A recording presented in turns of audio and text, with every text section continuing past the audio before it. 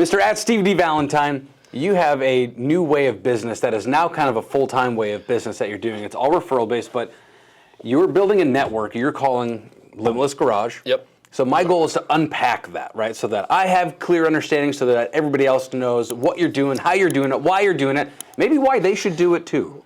Absolutely. So That's the biggest purpose. Yeah, what is the Limitless Garage? So if you unpack, the Limitless Garage is a place for real estate agents, especially solo agents that want a place to come and be their own person.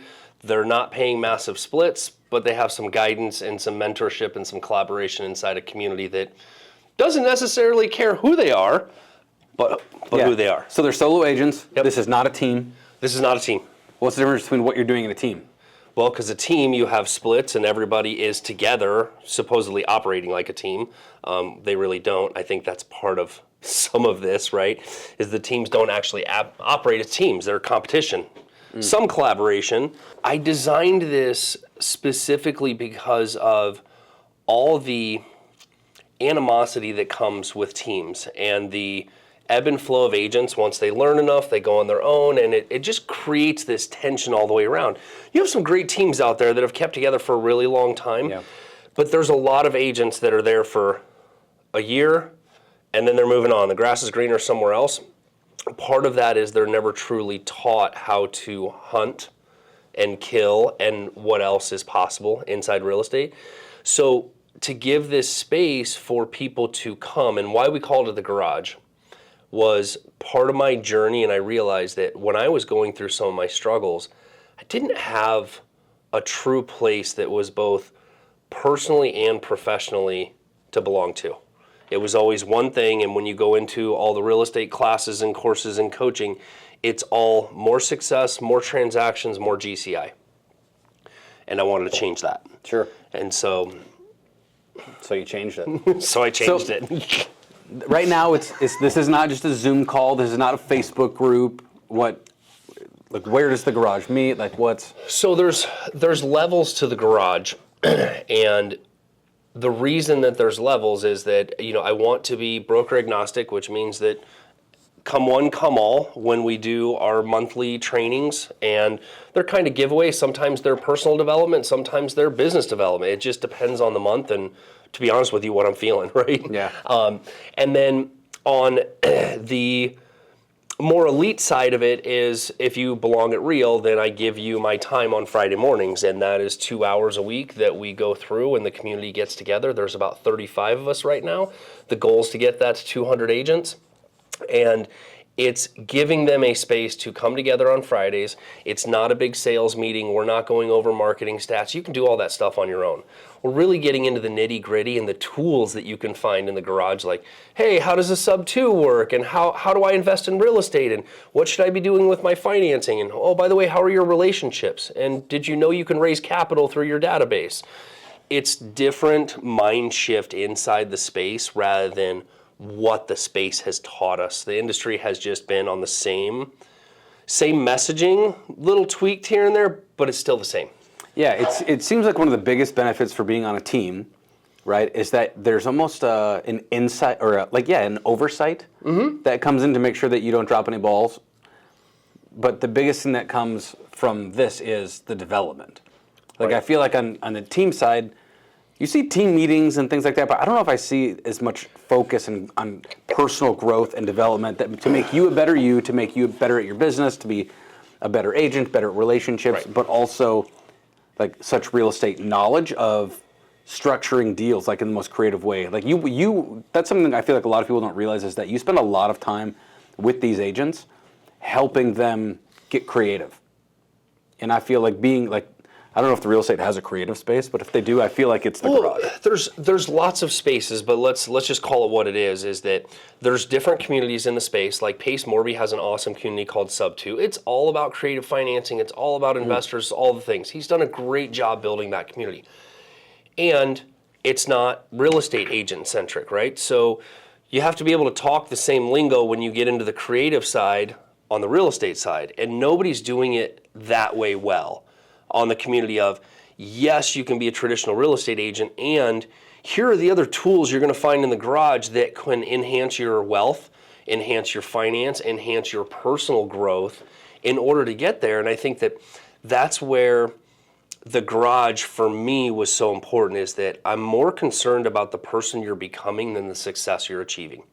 And the reason being is that in this industry, that is all that is taught, and that's all your value is in what you do, and what you do is how many transactions you sold, and where your names are in light. In the meantime, your life's all fucked up, right? And so I know I can say that because I was there, right? Great success, but in the back end, there's things that were screwed up that I didn't know where to go or where to communicate that to. And the fascinating part about it is the garage came from a need to serve my, I hate the word downline. It's another word I'm trying to freaking change, right? Oh, yeah. So at Real, the agents that have invested in me as their sponsor, I'm investing back in them on Fridays. And that's where my goal, and here's the crazy part. I think this is where my mindset is around the garage, is that the industry has trained us to go train another agent so that you can expand your business, do more, make more money, all the things. And in the meantime, what happens is that becomes a treadmill. The agent gets on, they're doing good, and then that's just what they're supposed to do. Yeah. And the only way for increase is to do more transactions or raise your purchase price. But nobody's saying, hey, if you keep running that hard on the treadmill, you're going to burn yourself out and something's going to happen. There's other ways to create the same amount of income with less work and still be a healthy human being, rather than having to swing the pendulum from one side to the next. And I can say that personally, watching my dad swung the pendulum all the way to the successful piece, right? Which is, if anybody wanted to take an agent and go, oh my God, the guy sold, 500 plus homes a year, had number 2 top team in realty executives, and was freaking broke and unhealthy and all the other things that went with it. And then, oh, by the way, he spends all that time, which if somebody would have gotten a hold of him just before the crash, his life, he'd probably still be here, because I believe that he was so behind the 8 ball from the things he created that the pendulum swung so far over that he worked 20 hours a day. It made him unhealthy. Eventually, he developed cancer in the lungs, which went everywhere and killed him in 9 months. And I believe that a lot of our industry is tracking that way. Unhealthy habits all over the place. And so the garage is also a place where you are invited. You can also be uninvited, and there's no ego there, right? Because I want to save space for you to be able to define your success. You see, you're just as important if you're a 4-home salesperson as you are a 100-home salesperson. Yeah, see, this is something I like about the garage, is there's not this requirement to be a top performer to be there. Also, the only overhead it seems like you carry for the garage is the rental fee you pay to rent a bigger space, because you can't fit everyone in your conference room now. Other than that, it's to me, that's a huge win versus a team where you carry all this overhead for all these agents, which then seems like there's a pressure to either provide. I'm either paying for listings, but if I'm paying more for all of these things, I have to require more out of you. So there's a whole other team structure, it seems like, that. You bring up the good point, right? So the garage is typically agents that have been in this business, 2+ years. There's a few of them that have been in there a little less, and they're being mentored by certain people. But a lot of people go into the team space because it's the easiest place to start with the least amount of money, right? Because I can go in and work, even though I'm not being paid, but I'm working towards a paycheck, but I have all the tools and systems and people around me to utilize. Maybe even a list to farm. Right, and a list to farm, and here's the leads, and that's where people are looking for that jump start. Then they get comfortable, right? The exercise that I did with Sean, he was on another team, and I said, look, I need you to go through your transaction count and tell me how many transactions were leads from the team and how many transactions were from your sphere.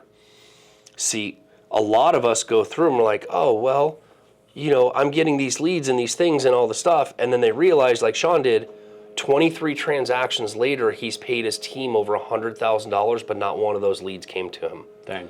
They were all his. So he paid $100,000. Let's break that down a little bit further. You invested $100,000 into what? Did you get a great CRM? Did they pay for your marketing? Did you get paid for coaching? Like, what could you have done with that $100,000 had you known how to break that down? And it's really simple. If you're on a team or a brokerage, you look at, well, what did they provide me? And what did I provide myself?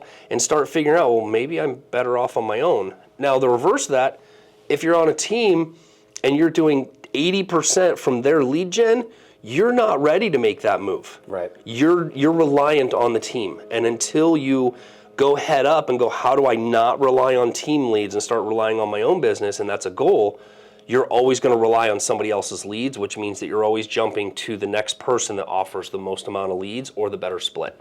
Now that jump I feel like scares a lot of people. Oh, yeah. But I feel like you have some strong kids in the garage that are younger, but they're not afraid to make calls. They're not afraid to door knock. They're not afraid to get out there and build their own list. And so talk to me, like, what kind of drive does it take to leave your team and decide to go? Well, it's the alternative, right? It's I can stay here and only have this, right? This is my piece of pie. This is all it ever will be. If you want to make more money, you have to do more transactions, right? Or you have to go outside the team and figure out, where am I doing other things? Maybe you want to get into the alternative side of real estate. You want to know how to invest.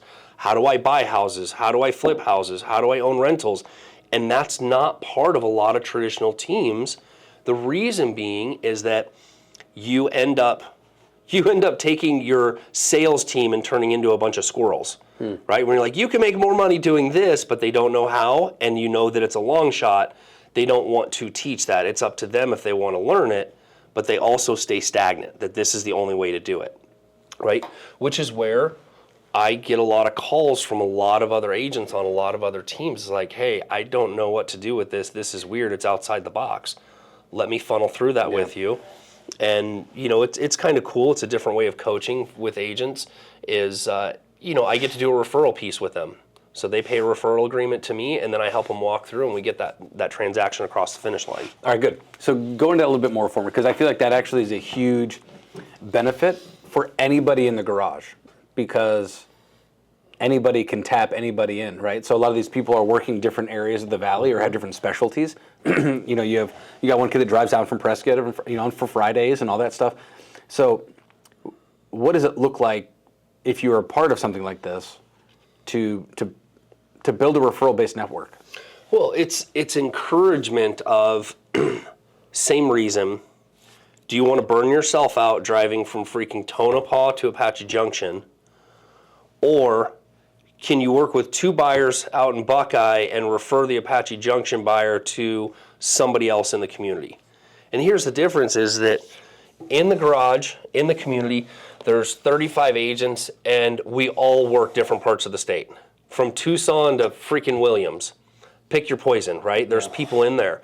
The cool part of that is that when we're going through in the community and we're talking about properties, you get people from other parts of the state that are like, hey, we've seen that property, we've done this, probably not a good idea, right? You get this influx of exposure of information and education from people that are like, hey, you're new, let's do it this way, right? It was kind of like when we watched, Caitlin a couple weeks ago. She was going down the road of learning how to do the numbers on investment property. It scared her, right? But once she got to it and she shared it, then everybody else got to help her see it a little bit further. Yeah. And now when you ask her, she's like, I can definitely go through this now because I've got confidence in doing it. She didn't have to pay $12,000 to break it down. She didn't have to do anything. Now, on the other side of that is every one of these people in the referral network is, hey, you can do more and go further with more people. Which means, Isaac's a great example. You asked, what does it look like to leave a team? Isaac left a big team, had leads for 6 years. And then when I broke it down for him, you can do 30 transactions on your team, which he averaged about $3,000 a transaction. So still less than $100,000. He's still driving his own car, putting his own fuel, paying all his own stuff. Which means at the end of the year, even after splits and team and everything else, he probably made $40,000. If you net it out. Instead now, he is knocking on doors. He doesn't know what to do with it, but I do. Yeah. So Isaac really enjoys that part of the business. He does not enjoy running around showing buyers houses. He likes the problem and the conversation, so he's a dog with a bone. And I gave him permission to go do that.